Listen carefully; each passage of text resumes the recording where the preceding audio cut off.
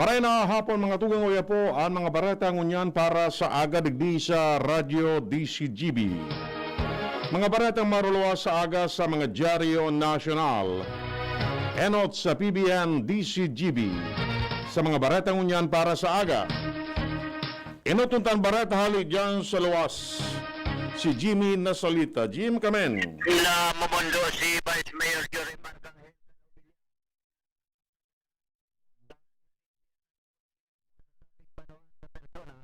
ni Mr. Justin Luna. Susog sa Vice Alcalde maski durante kan siya alkalde pa kan Obilyar, asin ngunyan Vice Alcalde na siya. Masasabi niya na talagang mapagkakatiwalaan sa trabaho, masinunod-sunod, nasabing persona. Susog sa background, nag-positive siya naman ini sa antigen test. Pagkatapos pick swab, nagluwas negative naman sa COVID. Alagad may iba pang namatian, imbes severe pneumonia ang namatian kay ni. Susog sa Vice Alcalde, marikaso naglana ang sitwasyon. Konsen kaso bagong maga, diniklara rin sa sarong pribadong hospital dyan sa Legazpi, Gadana. Grabing panghinayang kan Vice Alcalde kan Obilyar sa pagsabing aktibadong maray sa trabaho, mabuot. Ining si Justin Luna bilang MDRRMO, alagad nagadan sana dahilan sa kahilangan. Mga dagdag na barita, Jimmy Nasalita, DCGB News. May aras nanto dagdag pong barata liman dyan sa luwas si Luwens Barcena. Luwens, kamen. Hingiling-hilingan ang nagkapirang mga saradit na negosyante sa mga leyes na ipinagpapautob kan ordinansa makusanang sa syudad kundi sa mga harayong barangay. Hindi pagkatapos na ang DCGB News makaresibin ng reklamo sa mga nagkapirang mga tindahan ning tusok-tusukan asinin mga nagkapirang mga uro isira na sinda pinagigipit kan aligado kan mga nagkakapirang barangay sa northing parte kan Legazpi. Dahilan sana sa paglaag asin pagtugdok kan sa idang mga temporaryong mga pinaglalaganan mga cart sa gilid kan tinampok. Okay man kuta na daw susog sa mga nagkapirang mga saradit na negosyante na ini na mga nagsisirenda din mga siring na bagay. Alagad mako daw pantay tasinda sana anti para arali. Alagad so mga nakapararadang mga auto sa mga gilid kan tinampo na nagaaga pangani daw ang pagpaparking. Dawi man daw ini na didisiplina asin nasisitakan mga barangay officials.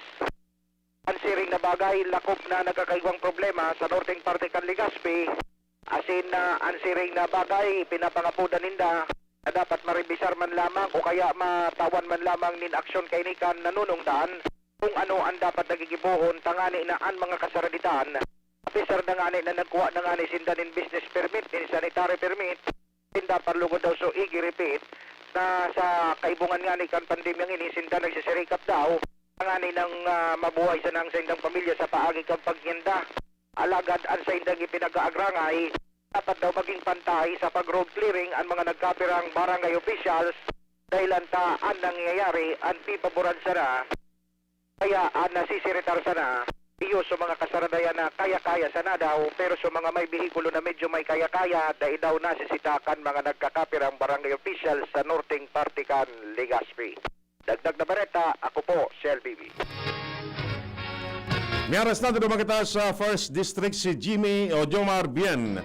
Jomar, kamen. Kakarkulong nasa 170 mga health workers sa senior citizen ang nabakunahan ngunya na aldaw sa Banuaan kan Tiwi para sa saindang primerong dose kan COVID-19 vaccine. Ini ang pigkakarkulo matapos na ngunya na aldaw talaga naka-schedule ang nambita ng mga persona alaga na puwera kayan ipigsabay naman ngunya na aldaw ang mga nainot ng nabakunahan kan Mayo 20 kung saan ngunya na aldaw man ang schedule kan sa indang second dose hindi sa Banuan Kantiwi. Apuera kayan, ipigsabay naman ngunya daw ang mga dain nakaabot kang Hunyo 14 para sa indang second dose na endot naman na nabakunahan kan mga nakalis na bulan. Sinabi kan lokal na gobyerno kan Banuan Kantiwi sa pagi ni Mayor Ami Villanueva na padagos na dapat sanang pag-obserbaran kan mga residentes ang gabos na mga protokol sa pagbabakuna na magpadagos pa sunod sa mga masunod na aldaw. Ang mga pagbabakuna iyon maigpit asin day pig tutugutan ang mga walk-in consign ang mga pinag-akomodar sa nananggad itong mga naka-schedule para sa aldaw na ini. Yan ang report, Joe Marbian, DCGB. Miyaras na ito, dagdag pang bareta, gira dyan sa luwas. Si Ans Galero. Ans, kamen. Nakahangos-hangos mo niyan ang syudad kan Legazpi matapos na duwasan na ang nagpositibong kaso ng COVID-19 ngunya na pagkaldaw. Ini ang sinabi ni Alcalde de Walt Rosal kung saan ang sarong nagpositibo iyo si Bicol patient 1616A na sarong 63 years old na babayi, residente ini kan Barangay 16 East, Washington Drive, Legazpi City. Mantangan ni kadawa si 16169 sarong 68 anyos man na lalaki gikan sa parehong barangay. Ini ang saro sa mga aldaw na ibaba ang kaso ng COVID-19 sa siyudad kan Legazpi dahilan sa kung magigirumduman kan mga nakalihis na aldaw haros nag-2 digits ang nagpositibo sa nasambitan ng helang didi sa siyudad kan Legazpi. So ngunyan ang pangapolon kan alkalde maski na nga ni nagbabaon din aldaw na bilang kan bagong positibong kaso ng COVID-19 sa siyudad, dapat naman tiniron man giraray ang pagsunod sa magkakanigong minimum health protocols dahil sa dai nangangahulugan na duwa ng positibong yan aldaw padagos na ini asin dapat na mag-ingat man giraray ang publiko na ang mga Legazpenyo may kinalaman sa nasambitan ng helang. Dagdag na bareta, ang Galero, DCGB. Bareta sa lado national. Padagos pa manggiraray na i-rekomendar kan Department of Science and Technology ang paggamit ng face shield sa mga pampublikong lugar para mapugulan ang paglakop kan COVID-19. Sigun kay DOST Secretary Fortunato de la Peña, dapat magpadagos ang pagsulog kan mga tawo ng face shield base man sa rekomendasyon kan DOST Philippine Council for Health Research and Development. Para man kay Dr.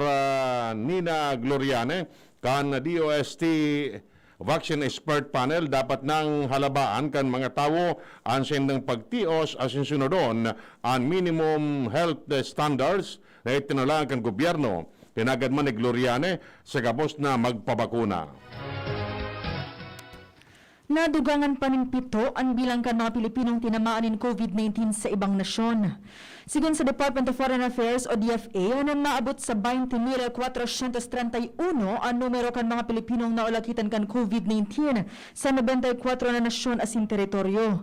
Sa ngunya na 7,115 sa mga ini ang nagpaparahay pa man tiniduman sa bilang na 12,096 ang total na recoveries, mantang nasa 1,220 man ang bilang kan mga nagadaan sa nasabing helang. O inabot na sa 14.2 milyones doses ang COVID-19 vaccine na na-deliver sa Pilipinas. Kaya badigdian na binakal kan gobyerno asin naresibi bilang donasyon halay sa ibang nasyon araw kan mga bakunang Sinovac, Sputnik V, AstraZeneca asin Pfizer. Sinabi ni Vaccine Czar Carlito Galvez na kinonfirmar kan Sinovac ang delivery kan 1.5 milyones doses kan Hunyo 20 o sa Hunyo 24. Bantang sa Hunyo 27 naman, maabot ang 250,000 doses kan Moderna na binakal kan pribadong sektor. Maabot man sa sobra sa 2 milyones doses ni AstraZeneca vaccine, asin 150,000 doses nin Sputnik V ngunya na bulan. Pigdalauman na maresibiman kanasyon ang mga donasyon na bakuna halay sa Estados Unidos bago matapos ang bulan. Nag-apelar si Vice President Leni Robredo sa gobyerno na palangkawan ang COVID-19 testing capacity asin dagdagan ang supply ng bakuna sa mga probinsya na nakakamati ng halangkaw ng kaso ng COVID-19. Tinawanin doon kan Vice Presidente na dapat abuton ka nasyon ang 5% na positivity rate o bilang kan mga masasusog na positibo sa virus gikan sa mga nagsiirarom sa COVID-19 testing.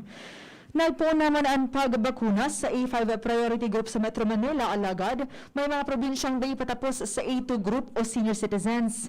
Siniguro man ni Robredo na handaan na sa iyong opisina na darahon sa mga probinsya ang swab cabs na nagtataon ng libreng COVID-19 antigen tests. Nasa 55% kan mga bagong abot na COVID-19 vaccine ang nakatala na i-distribuir sa Visayas as in Mindanao.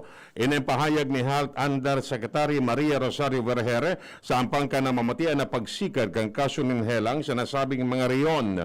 Pero piglinaw ni Vergere na matatawan man in vaccine supply ang mga lugar na may halangkaw na kaso ng COVID-19 sa Visayas as in Mindanao sa nakalis na 2 semana, pero pipatutukan pamanggiraray ang NCR Plus 8 kanakaagnial daw magigarumduman na nag-apelar si Iloilo City Mayor Jerry Treñas nindagdag na alokasyon kan bakuna dahil maabot sa 2% pa sana kan 5,000 o kaya 500,000 na populasyon kan syudad ang nabakunahan. Mantang sa pinakabagong report kan Octa Research Group na ilingan manin na pag-itaas ng kaso kan COVID-19 sa Valenza, Bukidnon, Cebu City, Davao City, asin Polomolok, South Cotabato. Nakabayad na ang PhilHealth ng 5.5 bilyon pesos sa Philippine Red Cross. Ini para sa libreng COVID-19 tests na tangro kan gobyerno. Sigun kay Shirley Domingo, Vice President for Corporate Affairs kan PhilHealth, na padagos ang pagsumitir kan Red Cross nin test claims asin na padagos ang pagproseso kan sa indang lado para mabayadan ng iba pang utang. Magigiramdaman na kan Oktubre ka na kaaging taon na sinuspender kan Red Cross ang pagkondukta ng libreng subtest dahil dai panabayadan kan PhilHealth ang 930 milyon na utang. Miyaras nato sinabi kang Bureau of Immigration na kay Puan Pamanggiraray in quarantine booking ang mga biyaherong hali sa ibang nasyon maski bakunado na. Sinabi ni BI Commissioner Jaime Morente na sa pinakauring resolution kan Interagency Task Force nagsasabi na ang gabos na mga maabot na persona na bakunado naman sa nasyon kay Puan Pamanggiraray ng pairarom sa 7 aldaw na facility-based quarantine sa oras na mag-abot sa nasyon. Pinarumduman ang mga mahali na darahon ang vaccination card na kay Puan ipailing sa pagbweltakan mga ini sa Pilipinas. Ipinahayag ng Philippine Red Cross o PRC consultant Dr. Michael Tian na isasabay na sa bilang kan kumpirmadong kaso ng COVID-19 sa nasyon ang mga nagpopositibo sa COVID-19 sa live testing sosog sa direktiba ka ng Department of Health o DOH. Sigun kay TM, magagamit ang COVID-19 sa live testing sa mga lugar na date sa non-molecular laboratory arog sa mga probinsya. Dagdag pa kaini, dakulan rason ka pagdakol kan kaso ng COVID-19 sa luwas kan National Capital Region o NCR dahil sa kulang ang testing sa iba pang mga lugar sa nasyon. Magigiramdaman na poon kan aprobaran kan DOH kan Enero ang pagkuanin o kung positibo ini sa COVID-19, nakapagkondukta na ang PRC ni naabot sa 365,000 na sa live testing. Nangapuran si Senador Panfilo Lacson sa Interagency Task Force na kaskasan ang implementasyon kan standard quarantine protocol para sa mga Pinoy na nag-uruli na sa Pilipinas asin mga overseas Filipino workers na nabakunahan na kontra sa COVID-19.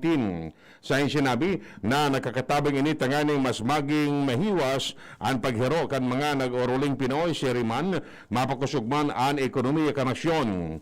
Nag-apela siya sa IATF na pagkarayon ang ipinapasunod na mga protocol asin itama ang mga ini sa ipinapasunod man sa ibang nasyon. Maabot sa 70,000 sa good 80,000 na overseas Filipino workers o OFWs na apektado kan pandemya ang piglalaoman na mauli sa nasyon. Sigun kay OWA Administrator Hans Kakdak na apwera sa nasabing bilang ang maabot na 5,000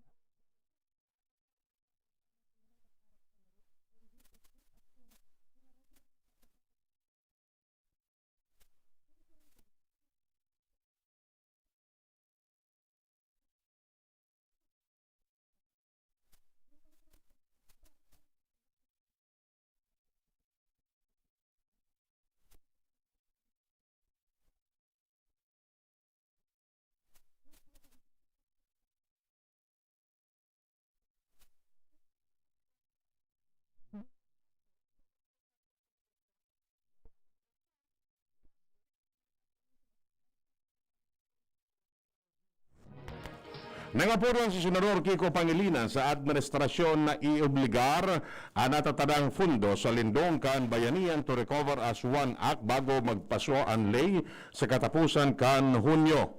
Base sa data kan Department of Finance, sinabi niya na igwapang 173 bilyones pesos salay sa Bayanihan 2 na reipaman na ipapaluwas sa gudngunyan. Sa sinabi na dapat magiro na ang mga ahensya ng gobyerno dalang tadakula pa ining kantidad sindakol ang magigibot ang aning mabawasan ang kadefisilan kan mga namamanuan na apektado nin marahay kan pandemya. Sa tanawan nindoon, nakasaalan na magkaiguan ng dakulang fundo na daiman magagamit. Maabot sa 1,000 na mga Pilipinong obrero ang mantinidong stranded sa Dubai dahil sa mga ipinautob na restriksyon sa biyahe sa Pilipinas. Sigun kay Consul General Paul Raimundo Cortez, nasa 1,000 pa ang backlog pag-abot sa repatriation kan gobyerno dahil talagang apektado ang proseso kan pagpapauli sa mga OFWs. Enot kay Nipig, anunsyo ni Presidential Spokesman Attorney Harry Roque na papalagay Pakistan at Bangladesh, Sri Lanka, Nepal, Oman.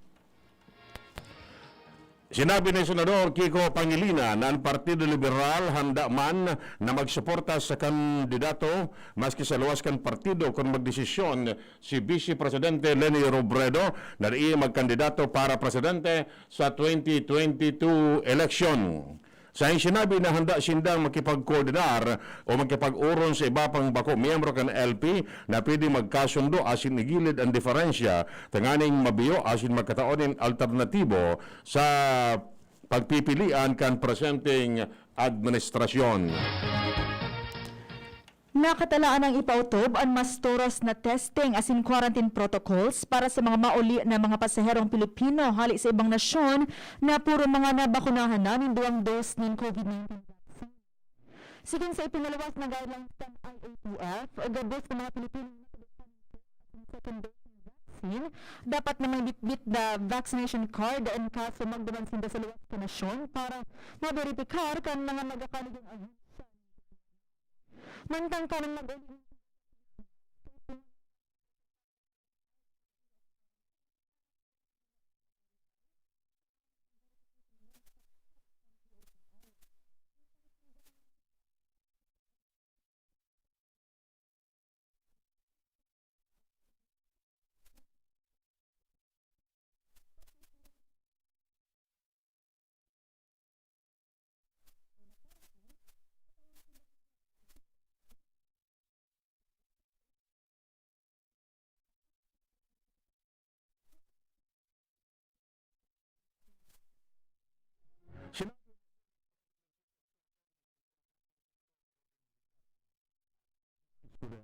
Makandidato bilang senatorya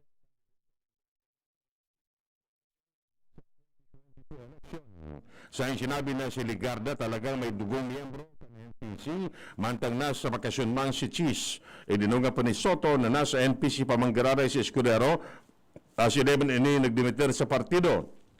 Sa ibang lado, si Senador Sherwin Gatchalian, makandidato gararay sa masunod na eleksyon sa Lindongkan NPC.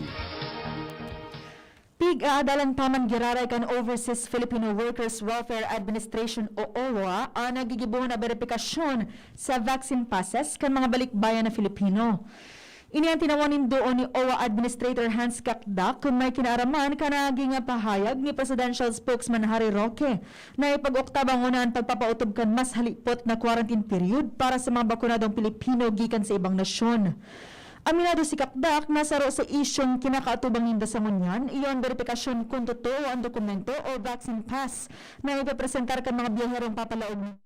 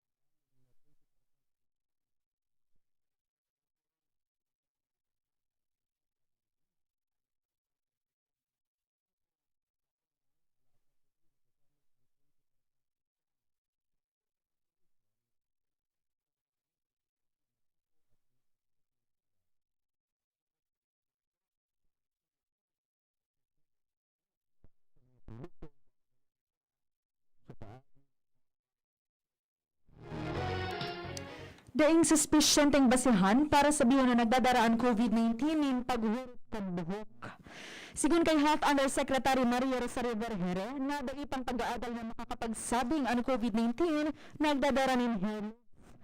Pero may ibang factors na kaipuan i-konsiderar kung magkakaigwa.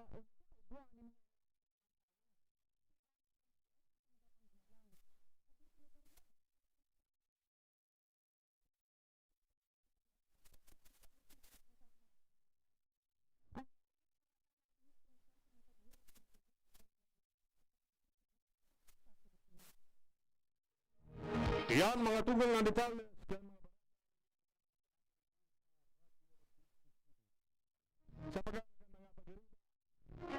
John Napoli sa Lado Technical.